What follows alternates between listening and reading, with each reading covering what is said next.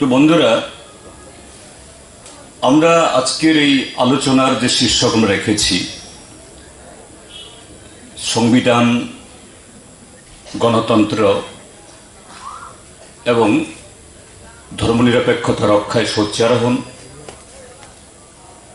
এবং আমাদের রাজ্যে বিগত 4.5 বছর ধরে এখানে সংবিধান অচল, আইনের শাসন নেই, গণতন্ত্র নেই। সেই আইনের শাসন তথা গণতন্ত্র পুনরুদ্ধারে সবাই সামিল হন। আমরা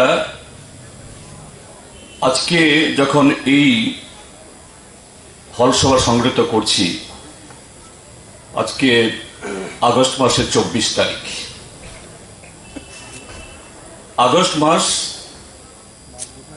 12 মাসের মধ্যে একটা মাস, আলাদা কিছু না, কিন্তু তারপরও আমাদের ভারতবাসীদের কাছে, অন্তত যারা দেশপ্রেমিক, দেশকে যারা ভালোবাসেন, সবার কাছেই এই মাসটা বছরের অন্যতম একটা মাস হলেও এই বছরের এটা আলাদা। এই মাস আমাদের আবেগের, আমাদের মননের, চিন্তনের এবং আমাদের অতীতকে মনে করিয়ে দেওয়ার নানা ধরনের উপাদান নিয়ে সেখানে হাজির হয়। এবং আমরা এমন সময়তে এই মাসটা আমরা অতিবাহিত করছি, এই সময় আমাদের দেশের সরকার বা শাসক দল, তারা প্রায় গত 1 বছর কাল ধরে শুধু এই মাসটা না, এই বছরটাকে আজাদি কে অমৃত উৎসব, স্বাধীনতার অমৃতকাল বা অমৃত বছর হিসাবে প্রতিপালন করার এটা জোরদার প্রয়াস চালাচ্ছে। সেদিক থেকে এই নামকরণের একটা বংশিয়ানা অবশ্যই আছে, এতে অন্যায় কিছু নেই।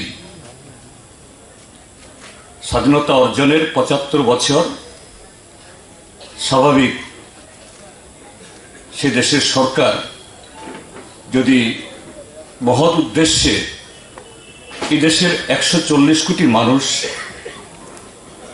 এই সময়তে, যাদের বেশিরভাগই হলো স্বাধীনতার পরে জন্মগ্রহণ করেছেন, তাদেরকে স্বাধীনতার সংগ্রামের, আজাদির, আমাদের পূর্বপুরুষদের ত্যাগ তিতিক্ষার সেই ইতিহাসগুলি মনে করিয়ে দেওয়ার জন্য এবং তার উপরে দাঁড়িয়ে আগামী ভারতকে গড়ার জন্য যদি সেরকমভাবে এটাকে ব্যবহার করতেন, এটা এই দেশ জাতি লাভবান হতো। কিন্তু আমরা যেভাবে আজকে লক্ষ্য করছি, আমাদের রাজ্যেও, সারা দেশে এই আজাদির 75 বছরকে কেন্দ্র করে কিভাবে এই দেশের শাসক দল তাদের যে রাজনৈতিক লক্ষ্য, রাজনৈতিক উদ্দেশ্য, যেটা স্বাধীনতার পূর্বে, স্বাধীনতা সংগ্রাম চলাকালীন সময়েতেই স্বাধীনতার বিরোধিতা করে ব্রিটিশ সাম্রাজ্যবাদের তাদের দালালি করে সেদিন স্বাধীনতা সংগ্রামের পিঠে ছুরি মারার চেষ্টা করেছিল, আজকে স্বাধীনতার 75 বছর বাদে এই স্বাধীনতাকে ব্যবহার করেই তার পত্রিকায় একটা ছোট্ট খবর আছে, কিন্তু খুবই গুরুত্বপূর্ণ। আমাদের দেশের প্রধান বিচারপতি এম.বি. রামান্না অন্ধ্রপ্রদেশের বিজয়ওয়াড়াতে নাগার্জুনা বিশ্ববিদ্যালয়ের সমাবর্তন উৎসবে ছাত্রছাত্রীদের উদ্দেশ্যে সেখানে বলছেন যে একটা প্রাণবন্ত গণতন্ত্র যেখানে ভিন্ন মত এবং পরিচয়কেও সম্মান জানানো হবে, এরকম একটা দেশ করার জন্য দেশের ছাত্রছাত্রীরা, নতুন প্রজন্মরা তাদের অঙ্গীকারবদ্ধ হতে হবে। ছোট্ট খবর, কিন্তু আজকের ভারতবর্ষে সত্যি যে গণতন্ত্র নেই, সংবিধান অচল, মানুষের নাগরিক অধিকার আজকে প্রতি পলে পলে, প্রতি পদে পদে এটাকে ছিনিয়ে নেওয়া হচ্ছে। ভারতের সুপ্রিম কোর্ট যদিও তাদের সাম্প্রতিককালের কিছু যে রায়, এগুলা নিয়ে দেশের মানুষের নানা প্রশ্ন আছে, কিন্তু তারপরও এই যে বক্তব্য, তার মধ্য দিয়ে আজকে দেশ কিরকম ভাবে চলছে তা বুঝে যায়। আমরা লক্ষ্য করছি গত কয়েক মাস ধরে আমাদের দেশের প্রধানমন্ত্রী বলার চেষ্টা করছেন, সারা বিশ্ব ভারতের দিকে তাকিয়ে রয়েছে।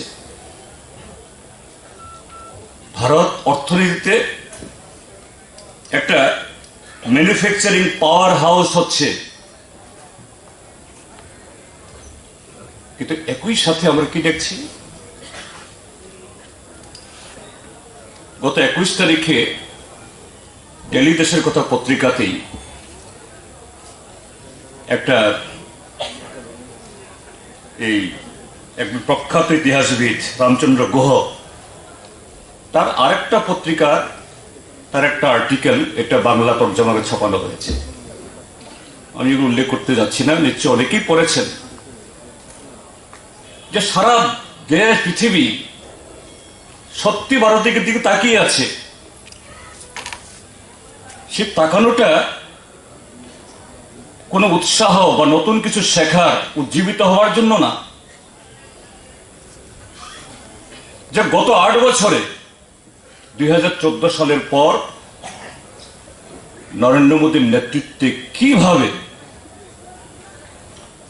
রাজনৈতিক, অর্থনৈতিক, সামাজিক, সাংস্কৃতিক সমস্ত ক্ষেত্রেতে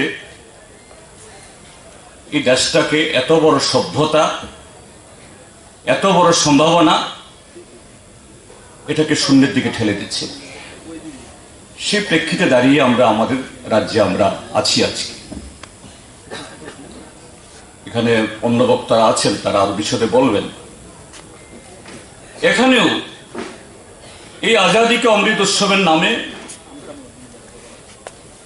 গত 15ই আগস্টের আগে এটা প্রায় গণহিস্টেরিয়া তৈরি করা হয়েছে। 14ই আগস্ট সন্ধ্যাবেলা আগরতলা শহরে একটা জাতীয় পতাকা পাওয়া যাচ্ছে না। ভালো কথা যে দেশের মানুষ হর ঘর তিরঙ্গা ঝান্ডা উড়ানোর জন্য এত উদ্গ্রীব, এত মরিয়া, এটা যদি সত্যিকারের সেই দেশপ্রেমিক ভাবনায় যদি উৎসাহিত হইতে হতো, ত্রিপুরাজ্য তথা দেশ ধন্য হতে পারত। আর এই পরিবেশ তৈরি করার জন্য কি করা হয়েছে? জনগণের ট্যাক্সের লাখো লাখো টাকা সারা ত্রিপুরা, আগরতলা শহর তো কোনো আনাচে কানাচে ভাত নেই, ব্যানারের উপরে ব্যানার ছাপানো হয়েছে এবং সেখানে কার ছবি? সেখানে ক্ষুদিরাম, ভগৎ সিং, নতঙ্গিনী হাজরা, বিনয় বাদল দীনেশ, তাদের কোনো ছবি নেই। জাতির পিতা মহাত্মা গান্ধীর ছবি নেই। যে সমস্ত ছবি সেখানে জ্বলজ্বল করেছে, যারা গত 4.5 বছর মানুষের পেটের ভাত কেড়েছে, ঘর ভেঙেছে, মানুষের ভোট কেড়ে নিয়েছে, এই রাজ্যের শত শত মা বোনের ইজ্জত যারা কেড়ে নিয়েছে, মানুষ আতঙ্কে আজও এই স্বাধীনতার তেরঙ্গা ঝান্ডা উড়ানোর অপরাধে বা গণতন্ত্র, স্বাধীনতা, ধর্মনিরপেক্ষতা রক্ষার জন্য বিভিন্ন রাজনৈতিক দল, শুধু আমরা বামপন্থীরা না, অন্যরাও যারা নানা কর্মসূচি আমরা করেছি, কিভাবে সেই 15 আগস্টের রাতে তাদের বাড়ি ঘরে ভেঙেছে, বুলডোজার দিয়ে সেখানে ধ্বংস করে দেওয়া হয়েছে। তার নেপথ্যে যারা নেতৃত্ব দিয়েছেন তাদের মূর্তিমান সে দানবীয় ছবিগুলো, সেই ফ্ল্যাক্সগুলো শুধু এই 2022 সাল বা এই 15 আগস্টকে কেন্দ্র করে নয়, গত 4.5 বছর এই ত্রিপুরাজ্যের মধ্যে মানুষের কথা বলার অধিকার নেই, ভোট দেওয়ার অধিকার নেই, নির্বাচিত বিধায়ক বা তৎকালীন যারা ত্রিস্তর পঞ্চায়েতের সদস্য ছিলেন, এডিসির সদস্য ছিলেন, হয় তাদেরকে জবরদস্তি করে পদত্যাগ করতে বাধ্য করা হয়েছে, অথবা শাসক দলের কাছে বশ্যতা স্বীকার করতে হয়েছে। এইভাবেই আজকে ত্রিপুরাজ্যের মধ্যে সেই আজাদির যে ধরনের, অর্থাৎ নতুন ভারত, আরএসএস, বিজেপি তথাকথিত তাদের হিন্দু রাজ্য, তার মডেল ত্রিপুরা রাজ্যকে একটা পরীক্ষাগার, ল্যাবরেটরিতে পরিণত করে কিভাবে নির্বাচনকে প্রহসনে পরিণত করতে হবে, পুলিশ, সাধারণ প্রশাসন, শিক্ষা প্রতিষ্ঠান, এমনকি হাসপাতাল, সেগুলো কি পরিচালিত হবে, আজকে আমরা তার নজির সেখানে দেখছি। কাজে সেই জায়গায় দাঁড়িয়ে যে আমরা অনুভব করেছি যে এবছর আমাদের পার্টির কেন্দ্রীয় কমিটিও এই আহ্বান জানিয়েছিল যে 1 থেকে 15 আগস্ট এক পক্ষকাল ধরে নানা ধরনের অনুষ্ঠানের মধ্য দিয়ে সত্যিকারেরই এই স্বাধীনতা সংগ্রামের ইতিহাস, এটাকে অর্থবহ করে তোলার জন্য, স্বাধীনতার সংগ্রামে কমিউনিস্টের ভূমিকা, গৌরবোজ্জ্বল ভূমিকা, এটাকে তুলে ধরার জন্য, এবং পাশাপাশি যারা এই স্বাধীনতার সংগ্রামের বিরুদ্ধে যারা বিশ্বাসঘাতকতা করেছে, সেগুলো নতুন প্রজন্ম এটা জানে না, তাকে তুলে ধরার জন্য। কিন্তু আমরা মনে করি এটা 1 থেকে 15 এই সময়ের মধ্যে আমরা যা করেছি এটা যথেষ্ট নয়। কেননা আমাদের দেশে এই সাম্প্রদায়িক রাজনৈতিক শক্তি, আমাদের দেশের বৃহৎ বুর্জুয়া, তাদের সাথে হাত ধরাধরি করে আজকে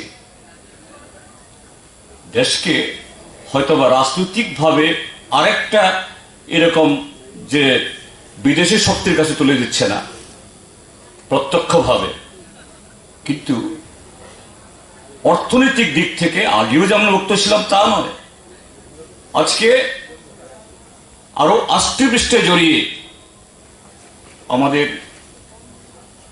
সংবিধানকে খর্ব করে, গণতান্ত্রিক প্রতিষ্ঠান, ধর্মের কাঠামো, এটাকে দুর্বল করে সারা দেশেই ত্রিপুরাজ্যের মতো বা আরো বিভিন্ন রাজ্যে বিভিন্ন প্রকারে কালো টাকা ইত্যাদির সাহায্যে এরা কিভাবে এই আজকে এই সেমিনারের মধ্য দিয়ে আমরা আহ্বান করতে চাই, শুধু যারা আমাদের পার্টির সমর্থক দরদি তাদের কাছে না, এই ত্রিপুরাজ্যের মধ্যে আজকে এটা স্বাভাবিক, আমরা লক্ষ্য করছি বিজেপি বিরোধী অন্যান্য সমস্ত রাজনৈতিক দল, এমনকি বিজেপির ভেতরেও যারা বিজেপিকে ভোট দিয়েছিলেন গত 2018 ইংরেজিতে, পরবর্তী সময়ে তো নানাভাবে তাদের সাথে যারা ছিলেন